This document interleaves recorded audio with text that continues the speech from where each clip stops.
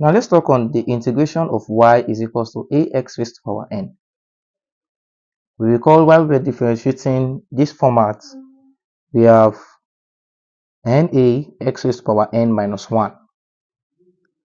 Now, if we want to integrate this same format, we will have it to give us ax raised to power n plus 1 divided by n plus 1 plus c, with an exception that n is not equals to minus 1. Because if n is equals to minus 1, we are going to have an format of 1 over x dx. And integrating 1 over x dx will give us another thing which will be discussed later. Okay, now let's do this. Integral of x raised to power minus 1 dx. And we know that in this case, our n is equals to minus 1. And our a is equals to 1. Therefore, we have it 1 x raised to power minus 1 plus 1 divided by minus 1 plus 1 plus c. Now this will give us x raised to power minus 1 plus 1 is 0. Minus 1 plus 1 is 0 plus c. Now this will give us infinite. Okay, it is undefined. Okay, so we can just write it as undefined. That is why there's an exception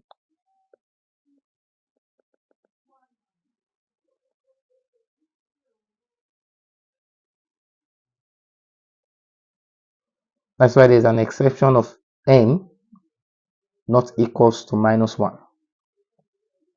Now let's take series of examples on this format of integration to aid our understanding.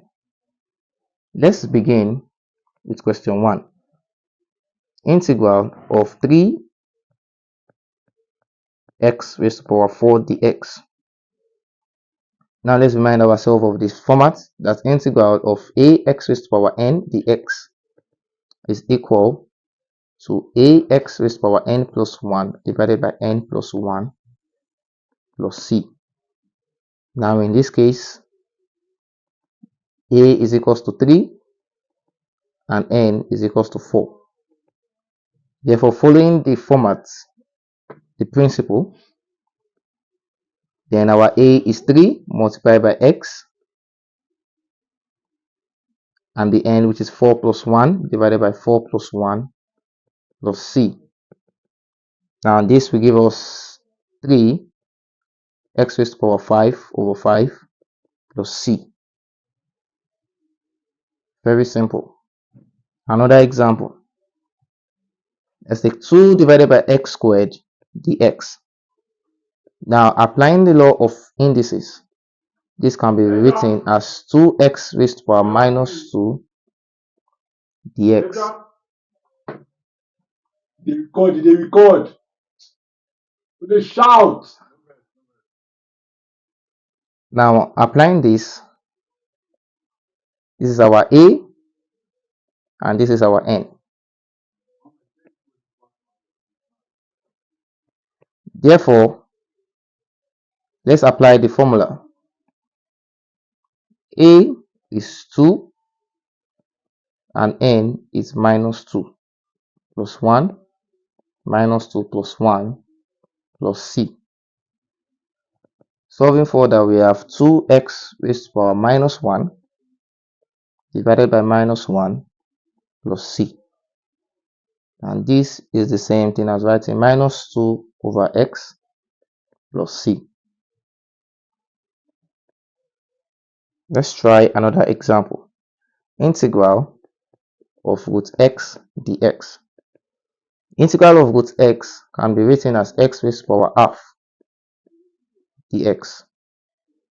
Now, there is an imaginary 1 here, so we can say this 1 is a and 1 over 2 is n. So applying the principle, just like we have done before, we have this to be 1x raised to power half plus 1 divided by half plus 1. and this will give us x raised to power 3 over 2 divided by 3 over 2 plus c. And simplifying further, we have 2 over 3 square root of x raised to power 3 when we apply the principles of indices plus c. Let's take another example. But before then, let's take a quick look at integrating a constant. Remember that d dx of a constant is equals to 0, because when we differentiate with respect to x of 5, we have 0. Now, what happens when we integrate 5 with respect to x? Now, we can rewrite this as 5x raised to power 0, because anything raised to power 0 is 1. Therefore, in this case, we have 5 to be a and our 0 to be n. Applying the law of the principle that says when we integrate ax raised to power n with the x, we would have ax raised to power n plus 1 divided by n plus 1 plus c.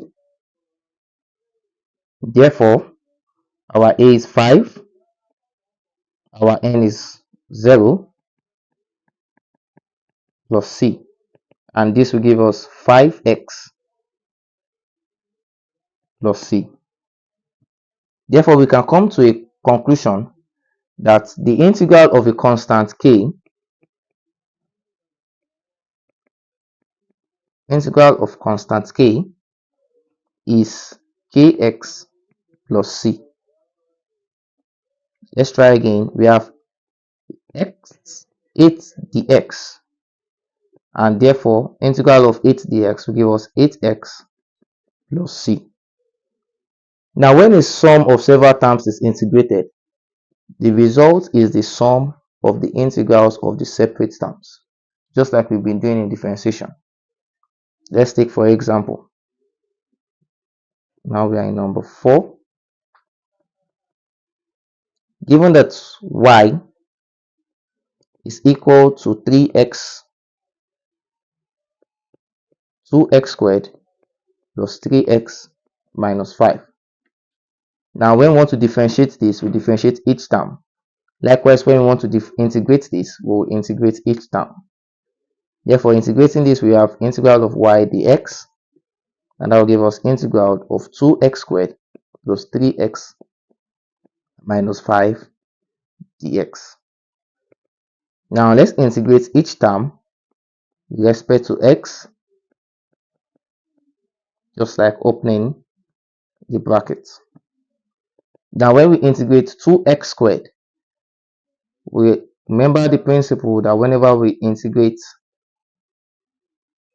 ax raised to power n with respect to x, we would have ax raised to power n plus 1 divided by n plus 1 plus c. So integrating 2x squared, we have 2x raised to power 2 plus 1 divided by 2 plus 1. Integrating 3x, we'll have 3x raised to power 1 plus 1 divided by 1 plus 1. And integrating 5, we have 5x. Now, we know that whenever we integrate 2x squared, we have plus c. Whenever we integrate 3x, we have plus c. And whenever we integrate 5x, we have plus c. Now, instead of writing 3 plus c, we can just have a final one plus c. Therefore, simplifying further, we have this to give us 2x raised to power 3 over 3 plus 3x squared over 2 minus 5x plus c.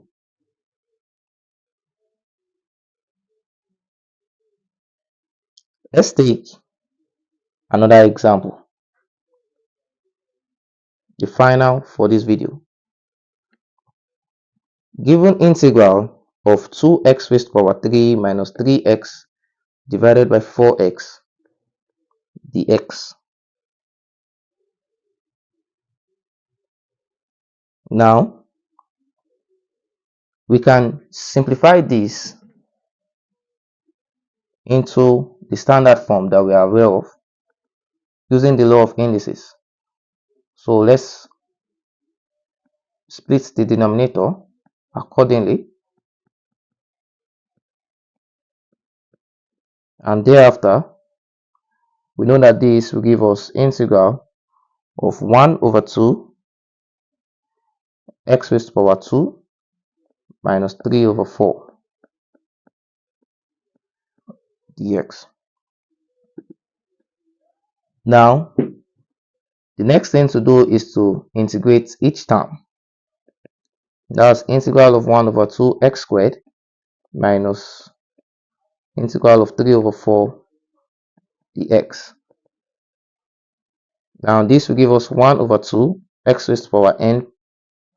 Our n is 2 plus 1 divided by 2 plus 1 minus 3 over 4x and plus c. Simplifying this further, we will have 1 over 2 into x raised to power 3 divided by 3 minus 3 over 4x plus c, and this will give us x raised to power 3 over 6 minus 3 over 4x plus c. Let's take one more example for this lesson. We're asked to integrate with respect to t of 1 minus t squared dt. Now when we want to simplify this, we can first open up the brackets, because we know that 1 minus t squared is equals to 1 minus t multiplied by 1 minus t. And then when we open up these brackets, we'll have 1 minus 2t plus t squared.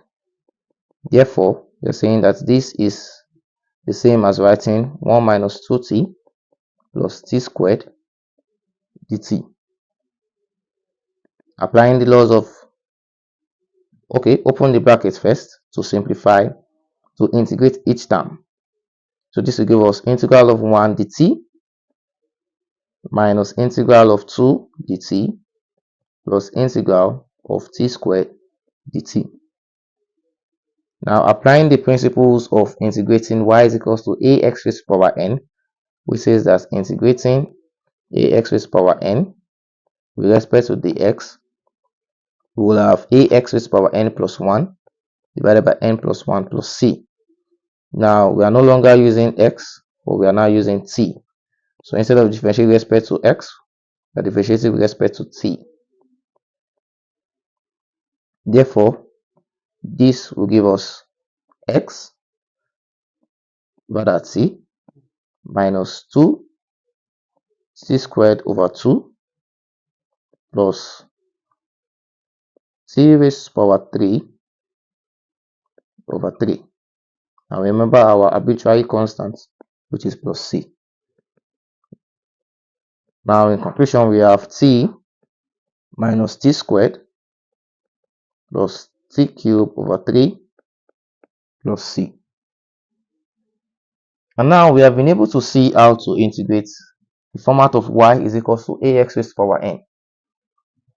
In our next video, we're taking a look at how to integrate y is equals to cos ax with respect to x.